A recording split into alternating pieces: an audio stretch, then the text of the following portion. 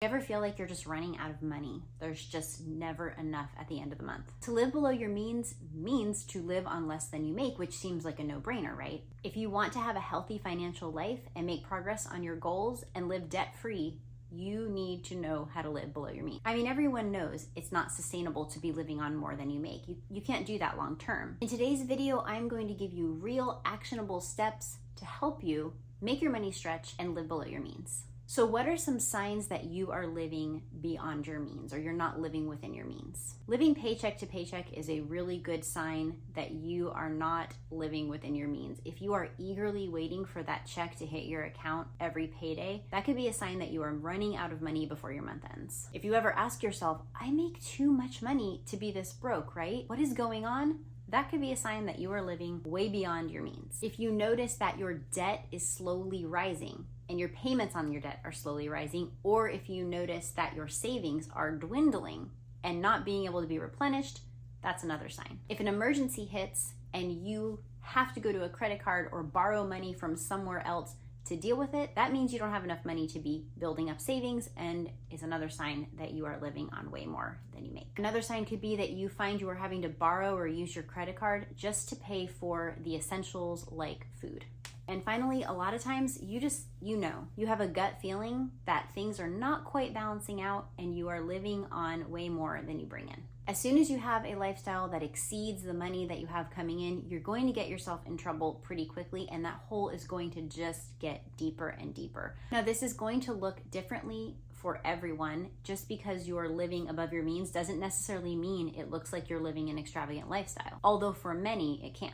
So what are some steps you can take to start living on less and making progress towards your financial goals? Well, the first thing is to figure out exactly what those goals are. Write them down and give yourself short-term and long-term goals. Where would you like to be with money next month, next year, in 5 years? Really think through some attainable, realistic goals that you can set in the short term and in the long term. What in your life do you want to look different financially, say, this time next year? Do you want to pay off more debt, save for your first home or a home upgrade? Are you looking to be more generous, or maybe you want to take a cool vacation? Having a clear picture of that will help keep you motivated. The next thing you're going to want to do is make a budget and track your spending. And I feel like I say that in every video that I make, but it is so vital to have good financial health. Is you need to know where your money is going, and you need to have a realistic idea of what you can spend on what. The good news is that once you start really tracking your money and making a budget, you very often will find that you have more money to work with than you realize, because you now see where money is kind of leaking away,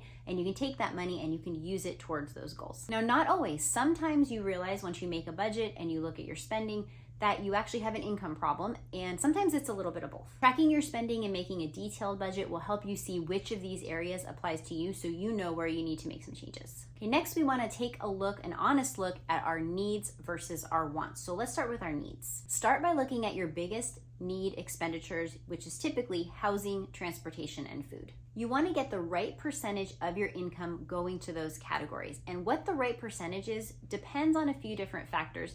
Typically, people will sort of use the rough number of 50%. So all the money that you have coming in, about half of that would be going towards paying mortgage or rent, keeping and maintaining a car and insuring a car and gassing a car, and feeding yourself and your family. 50 may be a little high for where you live. It may be a little bit low. It sort of depends on a lot of factors, your stage of life, cost of living where you are, etc.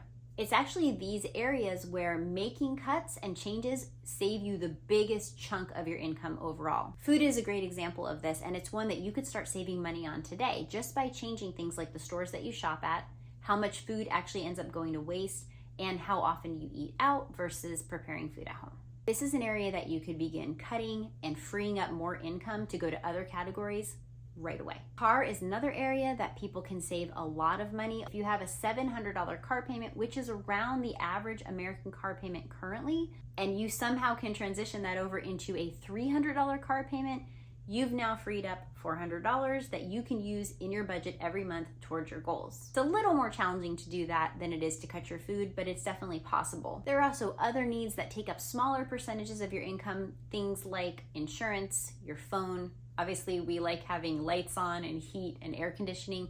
So in those areas, that's where you can shop around a little bit, see if you're getting the best deal, see if there's something that you can do to cut some costs here and there. It's definitely worth the time that you spend shopping around, and it can really add up in savings. Okay, now it's time to think about your wants and be really honest with yourself about this area. I'm never gonna tell you that you can never have any things that you want, but you just wanna be really wise. And you wanna be thinking of the saying, less is more, particularly if you have some big goals that you've set, like getting out of debt or saving up an emergency fund. You can still allot money for splurges, but if you make those splurges more rare, you will enjoy them more. When we were plowing through our debt and super hyper focused on that goal, we very rarely went out to eat, but we still did sometimes. And when we did, it was a huge treat for our family.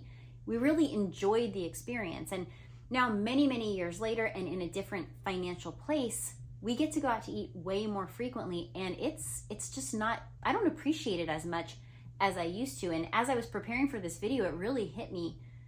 I remember how much more fun it was to go out to a restaurant when it was a treat. So maybe you can eat at home more often and more cheaply, but make sure that you still budget in that splurge, that meal out, and then just really enjoy it. Making your emergency fund a priority is a great way to help you live within your means. We all know unexpected costs are going to come up, and if you have some sort of cushion in place, you're going to make it so that you have less need to use debt and less interest that you're paying out on that debt, and that's just going to mean that you have more money to utilize to hit your goals and not exceed your income. All right, now for the fun part, let's talk about some practical everyday ways that you can stretch your budget and live within your means. And a lot of these we have done, and some of them we still do. This is not an exhaustive list, so if you have some cool things that you do to stretch your budget and live within your means, I'd love if you share in the comments down below so that we can all benefit from that. The first one is a really fun idea that a girlfriend of mine started doing years ago, and it's awesome.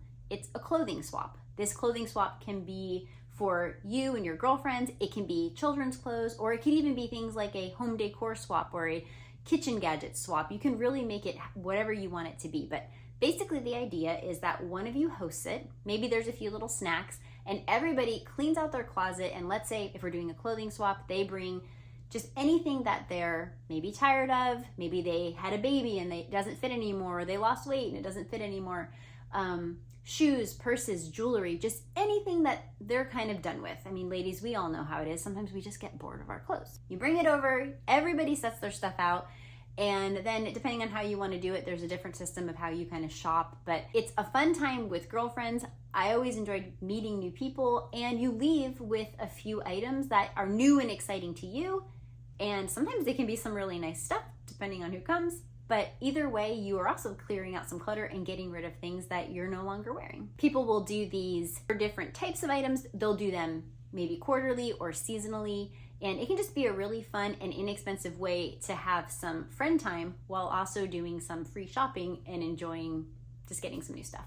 And in that vein, thrift stores, yard sales, Facebook Marketplace, these are great places to purchase items for way, way below the regular retail value and get some new things to decorate your house or have a few new wardrobe pieces. We've even bought gifts on Marketplace. You can get some really, really great deals. Another thing that we're big fans of is driving older cars. You don't need all the new bells and whistles. A lot of those things are way more expensive to fix anyway. So older vehicles are a wonderful way to stretch your dollar, especially if your car is paid off and you don't have a car payment. You can just drive that baby into the ground, take good care of it, and you will save so much money.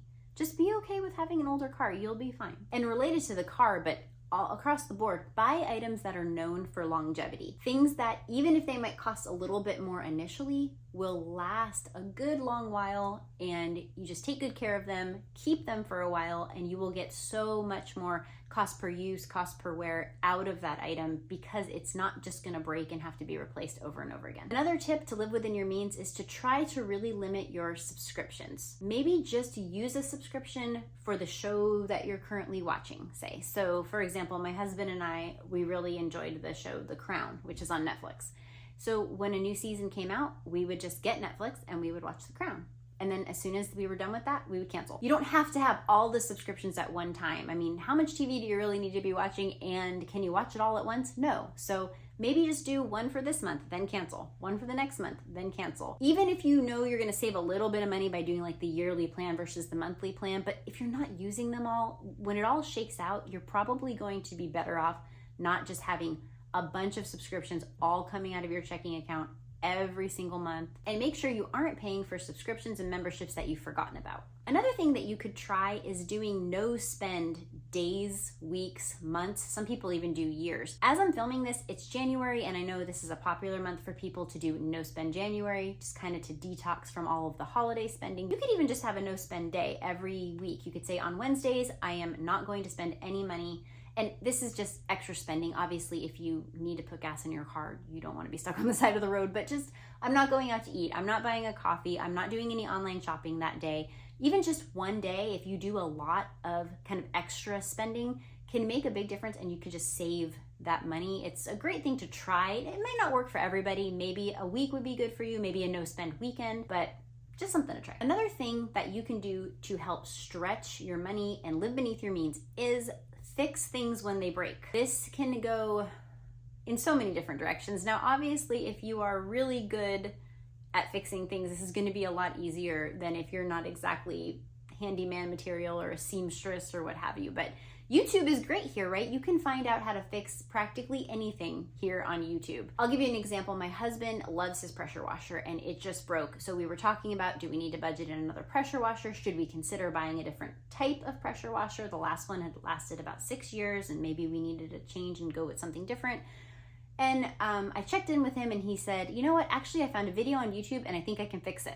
Awesome, right? Now we don't have to buy another pressure washer. He's going to take his fix-it skills and a YouTube video and try to make the current pressure washer last a little longer. Another thing that you can do is borrow and be willing to let other people borrow items that you need. We had a tree go down and block our driveway in a storm last year, and our neighbors were quick to offer chainsaws. We ended up borrowing a friend's chainsaw before my husband realized we probably did need to buy our own because we had more trees come down, but that's another story. Just borrowing from somebody, particularly for something like that, like a chainsaw that you may not need very often, can be a great way to save yourself hundreds of dollars, maybe even thousands of dollars a year, depending on what the items are. And be willing to be somebody that others can borrow from so that you can kind of share the love. A mindset that you can have when you're trying to live within your means is sort of we buy the middle of the road item mindset. So for example, when we needed to replace kitchen appliances, we planned for that and budgeted that in, and we were very blessed to be able to buy something that wasn't the cheapest appliance on the market, but wasn't the most high-end thing too. We always call ourselves kind of middle of the road people. It's gonna be a nice appliance, or it's gonna be a nice fill in the blank, but it's never going to be the nicest one, and it's never going to be the basic one. Now, there's nothing wrong with the basic one, and if you can afford it, there's nothing wrong with the nicest one. And sometimes actually the basic item can even be less expensive to maintain. So depending on the item, you really have to make that decision. But we've always just kind of considered ourselves middle of the road people. We don't need the fancy one, and we're thankful for what we have. That mindset could really help you when it comes to living within your means. I know it's helped us. Another great tip, if you like to read, or even if you like, movies and magazines, is utilize resources like your library, or one of my favorite resources, which is an online library that I link to my local library, and that's called Hoopla. I love Hoopla because I love reading, but reading is really hard to find the time when you are doing all the things. So I'm a big audiobook person, and Hoopla has some great audiobooks that I can listen to for free. Utilize those resources because they are paid for with your tax dollars. Books, magazines, there's some great courses, videos that you can do on Hoopla. It's just a really great resource so that you can still enjoy reading if you don't have a big budget for books and audiobooks. All right, this one is not a new tip. Everyone's heard it. If you're a coffee drinker, just make your coffee at home. It can even be cheaper to buy better quality coffee and make it at home than it is to go into your favorite coffee shop every single day. Make the coffee shop trips a treat. Make your coffee at home. You can even find ways to make it fun with like a cheap milk frother or some cool creamers. There's all kinds of ways. Pinterest is a great place to look for cool coffee recipes. So save yourself a ton of money and make yourself some yummy coffee at home. Now I want coffee. My next tip is, if you can, skip the salon. Hair salon, nail salon. These are definitely areas that you can trim back big time. So couple of examples. My husband and I have been married almost 22 years, and the other day he did a calculation on, he does his own haircuts and how much money that would have saved him. And he calculated that over the course of those 22 years, he has saved close to $10,000 in haircuts. $10,000 just cutting his hair himself. He'll buy himself a new set of clippers every few years. And I mean, he doesn't just shave his head either. He has a little, do that he's got going on. I'm sure there's a YouTube video for that as well. Years and years ago, I actually started getting some gray hairs when I was like 28. And so I asked my girlfriend who did my hair, I explained the situation and I told her, could you teach me how to do it myself? And she was awesome. She came over one day and our kids played and she just gave me a full tutorial that I still use to this day just to kind of keep those grays in check until I'm ready to go gray. I save so much money by not having to go to the salon. Same thing goes for things like manicures and pedicures. Maybe you treat yourself to something like that every once in a while, but in between, you do that yourself. I actually love Color Street nails. I use the Color Street stickers on my nails and they're awesome. They're super easy to use. You can't mess them up. And they just give you kind of that polished, your nails are done look. And I save so much money just purchasing from Color Street. And they're not a sponsor or anything, but I will link a Color Street link below if you've never heard of them. They're a great product and American made and I love them. Another way to make your budget stretch is to really just keep your family dinners simple. So if you are like me, someone who is cooking for her family most nights, try to find things that you can make that just don't break the bank that everybody likes. One area to do this is to really avoid red meat. Red meat can be more expensive. And we all know that with inflation, groceries overall have gotten more expensive, but just finding ways to cook more simply that you can just make that budget stretch with your food and feed your family on less. Another idea that we still do is have a pretty cheap social life. So instead of meeting friends out at restaurants or going out and doing a lot of expensive things, maybe you can just have get-togethers. We have some great friends who we alternate hosting a monthly meal and we will host and make the food and they'll bring the drinks and then the next month we go to their house. It's just a great time to get together, very inexpensive. You can enjoy your friends. We'll usually play some games and it's just a lot of fun and it doesn't cost any of our families very much money. And speaking of keeping things cheap, look at your hobbies. If you're trying to pay off debt or hit other financial goals, it might not be a great time to start a hobby that has really expensive materials or equipment to do it. A lot of hobbies too, you can keep them cheaper than other people do. So if you want to sew, a basic sewing machine and some inexpensive fabric from Walmart, as opposed to all of the really fancy tools that you might get from a more high-end fabric line. Overall point is if money is tight, you need hobbies that don't cost an arm and a leg. This will really help you to live within your means. A no-brainer tip is to just always look for coupons and discount codes, and that kind of leads into a second part of that tip, and that is something I've done so many times, and that is I will purchase something and stick it in the shopping cart online, and then I just won't buy it for a while. And many times I will get an email, hey, your item is still sitting here, here's 10% off. So sometimes not being in a hurry to purchase an item might mean that you can get a little bit of savings. I don't have to use this tip anymore as my kids are grown or almost grown, but I was so blessed to be able to have some awesome hand-me-downs from family members when my boys were young, was able to get all sorts of great clothes as our youngest son was the youngest grandchild, and it was just wonderful to have so many options, and that saved us a ton of money. Clothing swaps with your friends, hand-me-downs from family, and even consignment stores, things like that for your children. A lot of ways you can save money on their clothes because we know they're growing so quickly, and oftentimes they're really hard on their clothes. Another great idea is to shop sales for the following year for the size that you know your kids are going to be. So you can start to think about stocking up on the winter coat, say your child's going to need for the size he or she is going to be the next winter season, and do the same when the summer ends. Just kind of hit those end of season sales and anticipate the size that you're going to need for the next season. I also want to encourage you, as you're trying to live within your means, add yourself some fun money too. Like, it's okay to have little splurges here and there. If you're going to say paint your nails all the time at home, treat yourself to a manicure once in a while. Maybe it can even be a reward when you save a certain amount of money or pay off a certain debt. Allow yourself some grace to enjoy some of those things that just really mean something to you. Everybody has those. And if we're going to be financially responsible, and particularly if we have debt, we are going to need to cut and trim, and it's not forever. I promise it's not forever. Still allow yourself some wiggle room and a little bit of grace to enjoy some of those items that just make your heart happy. So hopefully you will see some of the benefits that come from living within your means. Many of those benefits are pretty obvious, but let's just list them real quick. First of all, you will have so much less stress. Paying bills is not scary when you know that you have enough and you know that you've prepared for some emergencies. You will be able to save and invest more as you work towards future goals too. You will have more freedom to do what you want with the money that God has has given you to steward, and that could include being more generous with his money. As a Christian, I love giving to my local church and other ministries and needs that I see. It's so much fun to be able to have the freedom to give God's money and use it to bless others. Knowing that every month, some of the money God gives us to steward is going to be given right back to him in various ways starts me with the mindset that each month, I don't use all of that money just for me, just for us, just for our family. Some of that money, which is all God's, is going to go right back to him. And finally, contentment. You will have so much more contentment when you see that you can live within your means and be happy with what you have and find joy in living with what God has chosen to allow you to manage right now. Cultivating a heart of gratitude will help you enjoy what you have so much more. I hope this video is helpful. Subscribe and join us for our money management series, and I will see you next time.